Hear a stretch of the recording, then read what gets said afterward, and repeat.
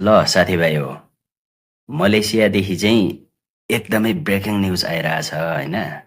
मलेसियामा चाहिँ एकजना नेपालीले माउ बिरालोको चाहिँ मायाजालमा परेर चाहिँ आफ्नै घाँटी चाहिँ छिनाउन खोजिरहेको थियो अरे होइन भन्ने कुरा चाहिँ न्युजमा सुनिराखिएको छ होइन। वास्तवमा चाहिँ कुरो के रहेछ होइन भिडियो हेरौँ है। मलेसियामा बिरालोलाई जबरजस्ती करनी गरेको आरोपमा नेपाली सुरक्षा गार्ड पक्राउ। यही नहीं अभी और सुनिए। ए भनेपछि कुरा त अर्कै पो रहेछ त नि। फुक्का मर्या स्याल होइन हौ। अनि बिरालोको अङ्गुठीमा चाहिँ औँला कसरी छिराएछ हौ केटो? पैसा थिएन?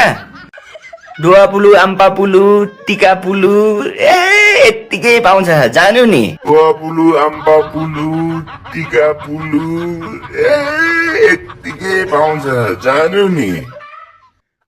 मुला नेपालीको इज्जतै फाल्यो जाठाले।